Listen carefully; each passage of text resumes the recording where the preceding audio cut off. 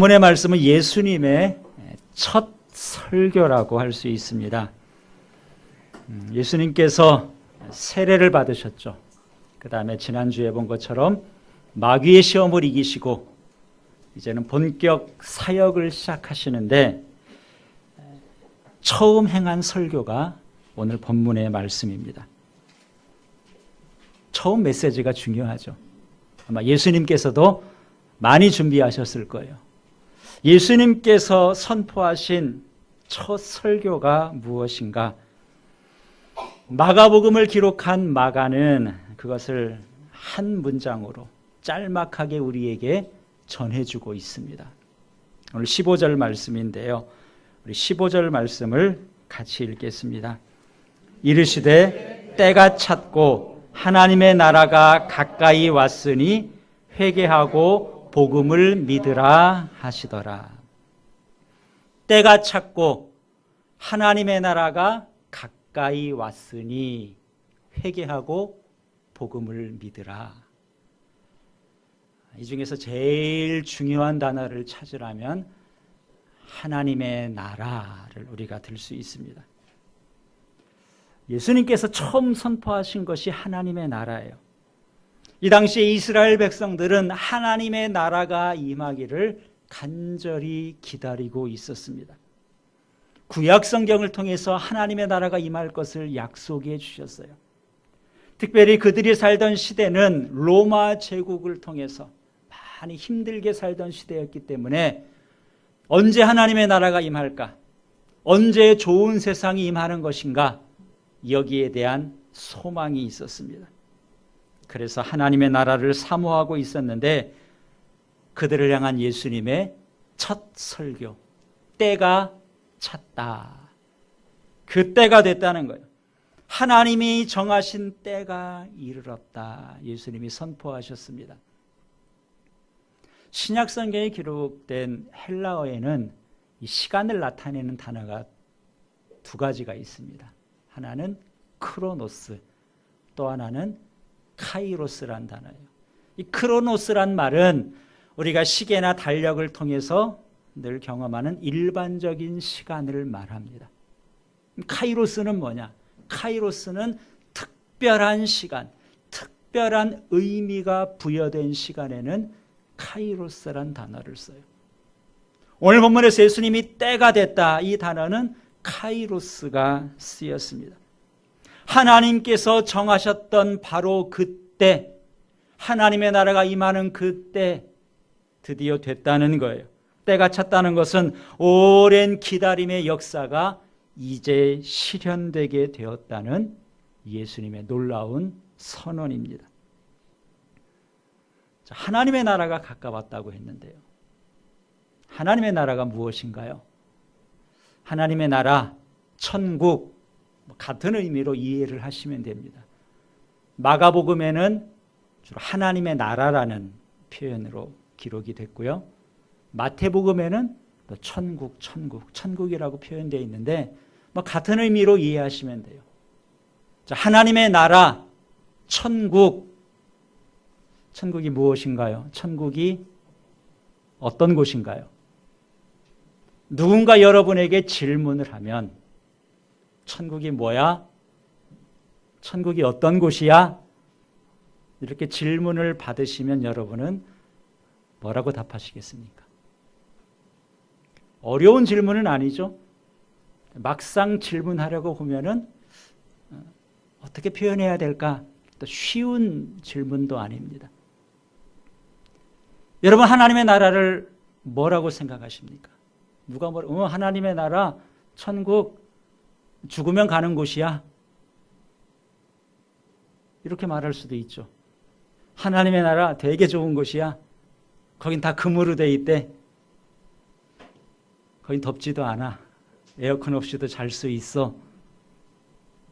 굉장히 더웠죠. 100년 기록적인 폭염 40도가 넘었는데요. 그 생각을 했습니다. 40도도 이렇게 더운데 지옥에서는 어떻게 사나? 지옥이 40도만 되겠습니까?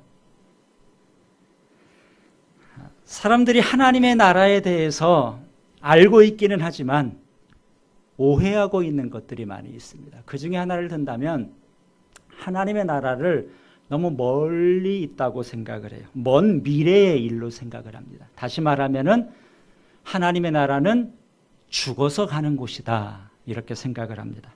틀린 말은 아니에요. 그런 대답은 좋은 점수를 줄 수는 없습니다. 만약에 하나님의 나라가 죽어서만 가는 곳이라면 예수님께서 하나님의 나라가 가까이 왔다, 이 말을 달리 해석하면 무슨 뜻이에요? 죽을 때가 다 됐구나, 그렇잖아요. 죽어서 가는 곳이라면 야, 너희들 죽을 때가 다 됐네, 첫 설교치고는 굉장히 무섭죠. 예수님께서 그렇게 설교하셨을 리가 없습니다. 하나님의 나라는 죽어서만 가는 곳이 아니라 이 세상을 살면서도 얼마든지 누릴 수 있는 곳이. 또 다른 오해도 있습니다. 사람들이 천국을 생각할 때 장소적인 것을 먼저 생각합니다. 장소적인 걸 중요해요. 하늘에 있는 나라, 지금 내가 살고 있는 이곳과는 전혀 다른 딴 세상, 그것이 하나님의 나라라고 생각을 합니다. 물론 장소적인 면도 의미가 있고 중요합니다. 그러나 하나님의 나라라고 했을 때에는 장소보다는 통치, 누가 다스리는 나라냐, 누가 주인이냐. 하나님의 나라는 하나님이 다스리는 나라고 하나님이 주인인 나라예요. 여러분, 세상 나라도 누가 다스리느냐, 대통령이 누구냐, 정권이 어떤 정권이냐 굉장히 중요합니다. 그래서 누가 다스리냐에 따라서 마치 천국 같은 나라가 지옥처럼 바뀌기도 하고요, 지옥 같은 나라가 천국처럼 살기 좋아지기도 하고 얼마든지 그럴 수 있어요. 남미의 베네수엘라라는 나라가 있습니다. 석유 매장량으로 따지면 전 세계 1위라 그래요. 환경은 정말 좋죠. 아주 잘 살 수 있는 조건을 가지고 있는 나라인데, 여러분 최근 뉴스를 통해 보면 어떻습니까? 베네수엘라의 경제가 파탄이 났어요. 무엇 때문에 그렇습니까? 환경이 안 좋아서가 아니라 통치자가 잘못 다스렸기 때문에 그런 좋은 조건을 가지고도 경제가 파탄난 것. 하나님의 나라는 하나님이 다스리는 나라예요. 장소보다는 하나님의 통치에 더 중점이 있습니다. 하나님이 다스리기 때문에 하나님의 나라는 최고의 나라가 될 수 있는 것이죠. 또 하나 사람들이 오해하고 있는 것을 들라면 하나님의 나라는 우리가 가야 하는 곳으로 생각을 합니다. 하나님 나라를 간다 표현을 쓰는데요, 하나님의 나라는 내가 가는 곳이 아니라 하나님의 나라가 우리한테 오는 거예요. 맞습니까? 네, 예수님 그러셨잖아요. 때가 찼고 하나님의 나라가 가까이 왔다 그랬죠. 너희들이 하나님 나라에 가라 그런 것이 아니라 하나님 나라가 가까이 왔다. 하나님의 나라는 우리에게 오는 겁니다. 그래서 예수님이 가르쳐 주신 주기도문에 보면 하늘에 계신 우리 아버지여 이름이 거룩히 여김을 받으시오며, 그 다음 뭐예요? 나라가 임하시오며. 그 나라가 누구의 나라예요? 하나님의 나라죠. 하나님의 나라가 이 땅에 임하기를 원합니다. 오늘 선교사님 모셔서 설교를 하신다고, 말씀을 전한다고 제목을 주셨는데 보니까 그거더라고요. 나라가 임하시오며. 무슨 말씀을 하시는지 오해 한번 잘 들어보십시오. 하나님의 나라는 우리 가운데 임하는 거예요. 자, 예수님께서 선포하신 하나님의 나라, 하나님이 다스리는 나라고 하나님이 통치하시는 나라입니다. 하나님의 나라는 이 세상 나라와 달라요. 하나님의 나라는 의로운 나라죠. 공평하고 정의로운 세상입니다. 예수님께서는 이제 하나님께서 직접 다스리시는 새로운 나라, 새 시대가 펼쳐졌음을 선포하신 겁니다. 예수님이 이 설교를 하실 때 그 당시 사람들이 살고 있던 그 세상은 어떤 세상이었나, 오늘 본문 14절에 이렇게 되어 있습니다. 요한이 잡힌 후 예수께서 갈릴리에 오셔서 하나님의 복음을 전파하셨다. 예수님이 첫 설교를 하신 때는 언제냐? 요한이 잡힌 다음에. 어디에서 하셨습니까?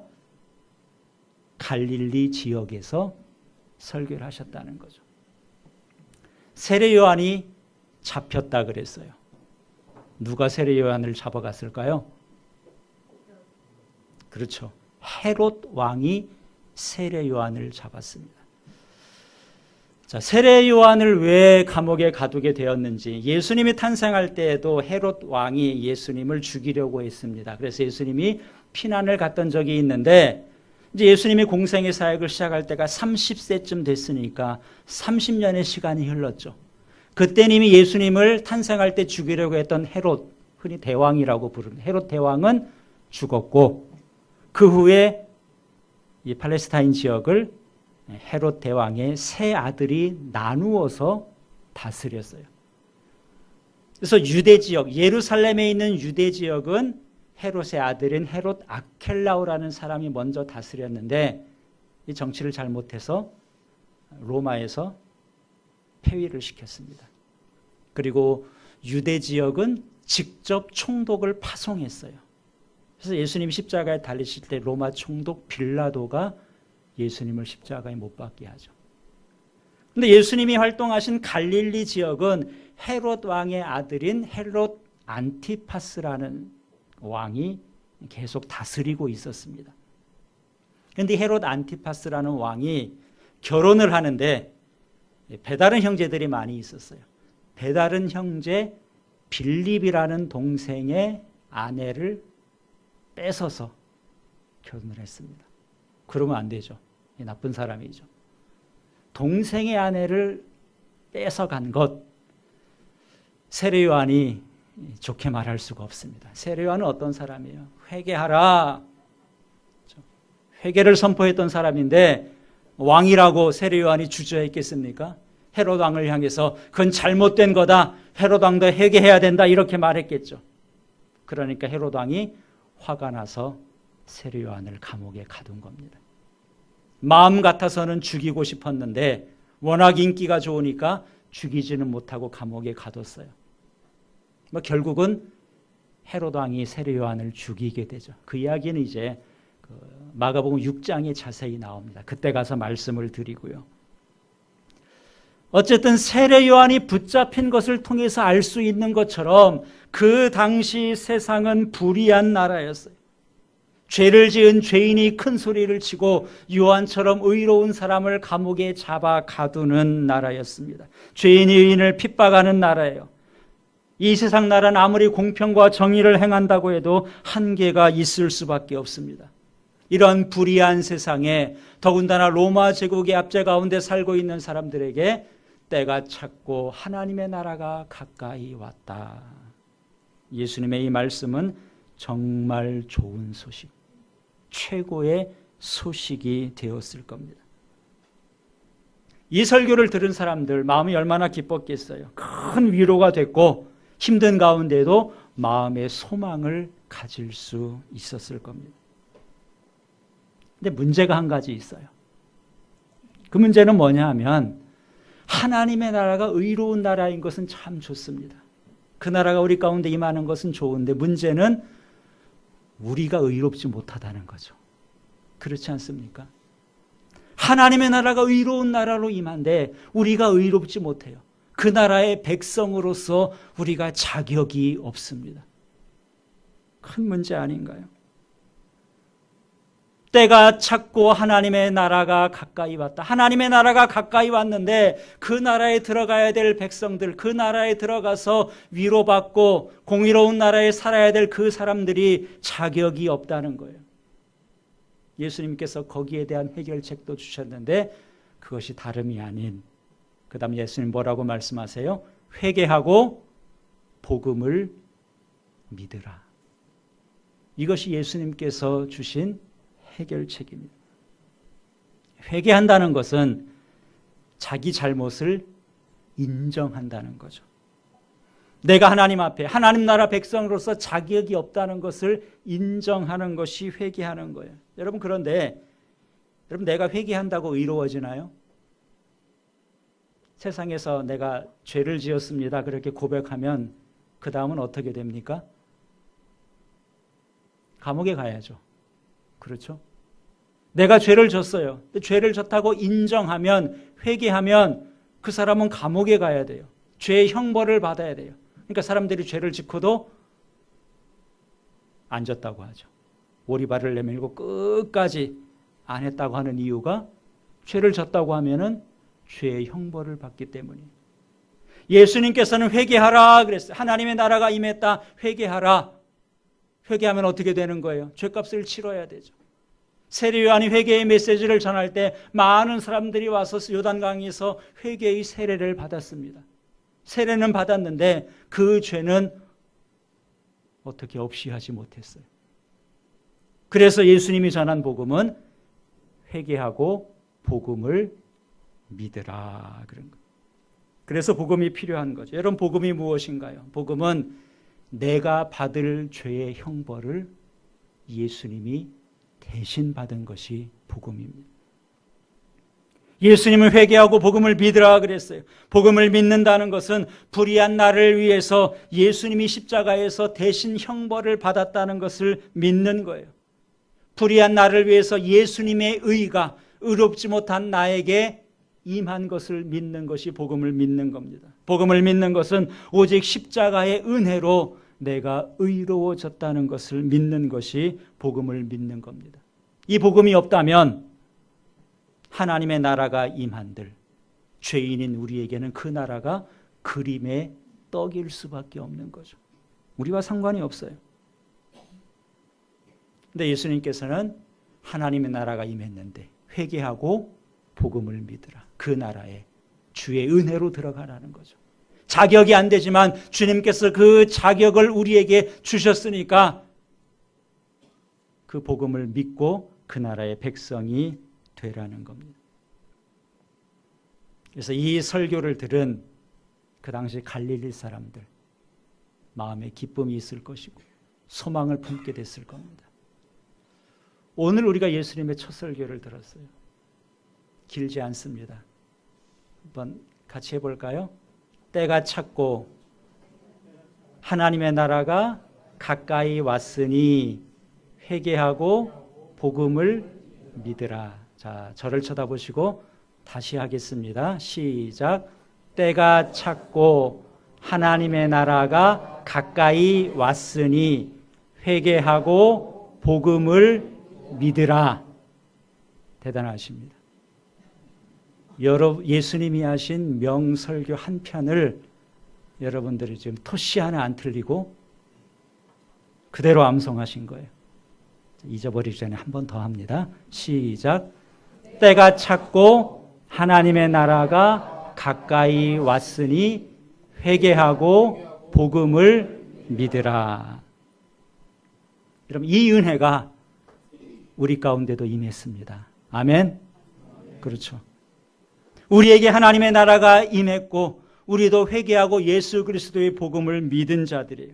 우리가 의롭지 못하지만 예수님의 의로 말미암아 하나님 나라의 백성이 됐습니다. 여러분, 어떻습니까? 하나님 나라의 백성으로 살고 계신가요? 하나님의 통치하심이 여러분의 삶 가운데 나타나고 있나요? 하나님의 나라가 임했는데 그 나라의 영광을 여러분들이 누리며 살고 계십니까? 언제 누리실 건가요? 아니면 죽어서 천국 가서 누리시는 건가요? 많은 사람들이 좋아하는 찬송 가운데 438장 내 영혼이 은총 입어라는 찬송가가 있습니다. 이 찬송가 가사를 보면은 오늘이 설교와 아주 잘 통하는 찬송가의 가사예요. 내 영혼이 은총 입어 중한 죄짐 벗고 보니. 자, 이 말이 무슨 말이겠어요? 우리가 하나님의 은총을 입어서 죄짐을 벗었다는 것은 회개하고 복음을 믿었다는 거죠. 그렇지 않습니까? 하나님의 은혜예요. 내 영혼이 은총을 입은 거예요. 하나님의 은혜로 내가 죄인임을 깨닫고 예수님의 십자가로만 의롭게 된다는 것을 내가 믿었다. 이것이 내 영혼이 은총 입어 무거운 죄짐, 중한 죄짐을 벗었습니다. 그 다음 가사가 뭔가요? 슬픔 많은 이 세상도 천국으로 화하도다. 내가 중한 죄짐 벗고 천국 갔습니다. 이렇게 가사가 되지 않고 슬픔 많은 이 세상에 우리가 여전히 살고 있지만 이 세상이 천국으로 변했습니다. 이 말이에요. 예수님 믿으면 이 세상에 살지만 우리가 천국을 경험할 수 있다는 겁니다. 그래서 후렴에 가면 어떻게 돼요? 할렐루야 찬양하세 내 모든 죄 사함 받고 주 예수와 동행하니 그 어디나 하늘나라. 예수님과 동행하는 삶, 그것이 뭐 예수님이 내 삶에 오셔서 내 삶의 주인이 되시고 통치자가 되시는 겁니다. 주님과 동행하는 삶, 그것은 어디를 가나 하나님 나라를 경험할 수 있는 삶이에요. 2절에는 주의 얼굴 뵙기 전에 멀리 뵈던 하늘나라. 그 다음 뭐예요? 내 마음속에 이루어지니 날로 날로 가깝다. 하나님 나라는 우리의 마음 가운데 이루어지는 거다. 3절은 어떻게 되어 있습니까? 높은 산이 거친들이 초막이나 궁궐이나 내 주 예수 모신 곳이 그 어디나 하늘나라. 초막에 살든 궁궐에 살든 주님과 함께 있으면, 주님께서 내 삶을 다스리시면 그 어디나 하나님의 나라를 살 수 있다는 고백입니다. 여러분 지금까지 이 찬송 많이 부르셨죠? 이 찬송의 가사를 우리가 잘 알고 부르면 이 찬송가 한 장만 알아도 우리가 하나님의 나라가 어떤 곳인지를 훨씬 더 폭넓게 이해할 수 있는 좋은 가사입니다. 예수님께서 하나님 나라에 대해서 자주 말씀하시니까 한 번은 바리새인들이 예수님께 질문을 했습니다. 뭐라고 질문하냐면은 하나님 나라가 자꾸 임한다 하시는데 하나님 나라가 어디 있어요? 이렇게 질문을 한 거예요. 그렇지 않습니까? 하나님 나라가 가까이 왔다. 천국은 이런 곳이다. 말씀을 계속 하시는데 안 보이거든요. 세상이 달라진 게 없어 보이거든요. 그래서 예수님께 대놓고 질문을 한 거예요. 하나님 나라가 어디에 임합니까? 하나님 나라가 어디에 있습니까? 어느 때 임하는 겁니까? 물어봤어요. 예수님께서 이렇게 답했습니다. 누가복음 17장 20절에 하나님의 나라는 볼 수 있게 임하는 것이 아니요 또 여기 있다 저기 있다고 못하리니 하나님 나라는 너희 안에 있느니라. 그래서 하나님 나라는 우리가 눈으로 볼 수 있는 나라가 아니다. 여기 있다 저기 있다 그렇게 말하는 그런 나라가 아니라 하나님 나라는 어디 있다? 너희 안에 있다. 근데 우리가 이 말을 우리 안에 있다는 것을 우리 마음속에서만 있다 그렇게 이해를 하면 그것도 온전한 이해가 아니에요. 그러면 세상을 아무리 싣고도 내 마음만 편하면 그게 천국이지 그 정도로 이해하면 충분히 이해한 것이 아니고 하나님의 나라가 우리의 마음 가운데 이루어지는 것은 맞습니다. 하나님의 나라가 눈으로 보이지 않는 것도 맞아요. 그러나 하나님의 나라가 우리 마음 가운데 이루어졌다면 이제는 우리의 삶을 통해서 하나님의 나라를 나타내 보일 수 있어야 되는 거예요. 우리가 하나님의 나라를 경험하고 사는 것을 통해서 하나님 나라가 임했다는 것을 우리가 증명해 보여야 된다는 거예요.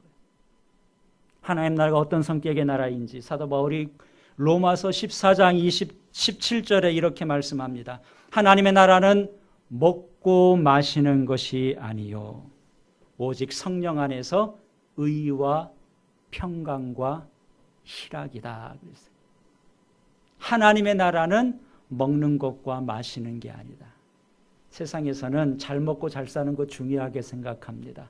그래서 잘 먹고 잘 살면 여기가 천국이다 이렇게 말을 해요. 그러나 예수님께서는 하나님의 나라는 그런 차원이 아니다. 먹고 마시는 차원이 아니라 성령 안에서 누리는 의, 평강, 희락 이것이 하나님의 나라의 본질이라고 말씀합니다. 의라는 게 뭔가요? 의는 1차적으로 하나님과의 관계 속에서 우리가 이해를 해야 됩니다. 하나님과 우리가 어떤 관계인가? 하나님이 우리의 주인이 되시죠. 우리를 다스리시는 왕이 됩니다. 이런 관계라는 것은 나는 하나님의 말씀에 순종해야 되는 사람이 나타내 보여주고 있는 거죠. 의라는 것은 뭐예요? 하나님을 내가 나의 주인으로 모시고 하나님 말씀에 순종하며 살 때에 그러한 삶이 세상에서도 의로운 삶이 되는 것입니다. 그런 사람이 다른 사람들과의 관계도 의로운 관계를 맺으며 살 수 있는 거예요. 평강이라고 했습니다. 예수님께서 하나님과 우리 사이를 평강의 관계로 만들어 주셨습니다.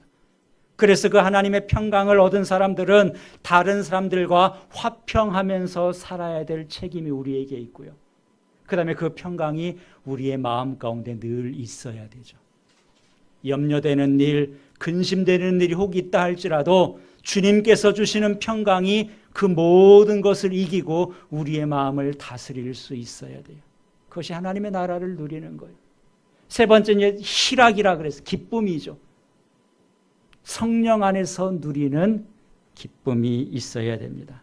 성령께서 다스리면 우리의 마음 가운데 기쁨이 있어야 되는데 나만 기뻐서는 안 되죠. 나는 기쁜데 나 때문에 주변 사람들이 힘들어한다면 그것도 잘못된 거죠. 기쁨은 내가 마음으로 누리는 것이기도 하지만 이 기쁨이 다른 사람에게도 전달될 수 있는 기쁨을 줄 수 있는 삶으로 나타나야 됩니다. 하나님 나라의 본질이 무엇이냐? 하나님 나라는 먹는 것, 마시는 것. 이런 모습이 하나님 나라의 모습이 아니라 성령 안에서 누리는 의와 평강과 희락이다 그랬어요. 오늘 본문에서 예수님께서 말씀하신 하나님의 나라가 가까이 왔다. 그 나라가 이미 우리의 마음 가운데 임했습니다. 무엇을 통해 알 수 있어요? 우리의 육신의 눈으로는 보이지 않지만 우리는 하나님의 나라가 임한 것을 믿습니다. 무엇 때문에요? 이미 예수님을 통해 우리의 죄가 용서받았음을 믿죠. 그렇지 않습니까?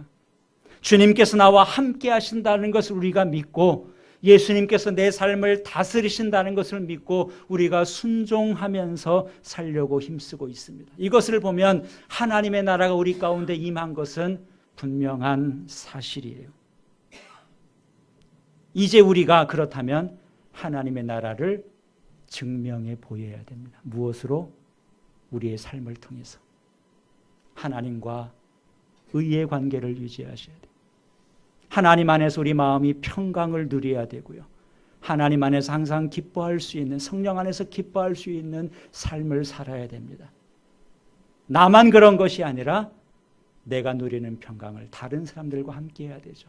화평케 하는 자로 우리가 살아야 되고 내가 기쁜 것만큼 나 때문에 주변 사람들이 기뻐할 수 있는 이런 삶을 우리가 살 수 있어야 됩니다. 여러분 어떤가요? 현재 나의 삶을 한번 냉정하게 돌아보시기 바랍니다. 하나님의 나라가 나에게 임했다면 그 하나님 나라의 본질적인 요소, 의와 평강과 희락이 내 삶을 통해서 드러나고 있는가? 그렇지 못하다면 우리는 하나님의 나라가 나의 가운데 온전히 더 임하고 성령께서 내 삶을 더 철저히 주장해 주시기를 사모해야 되고 힘써야 되는 것입니다.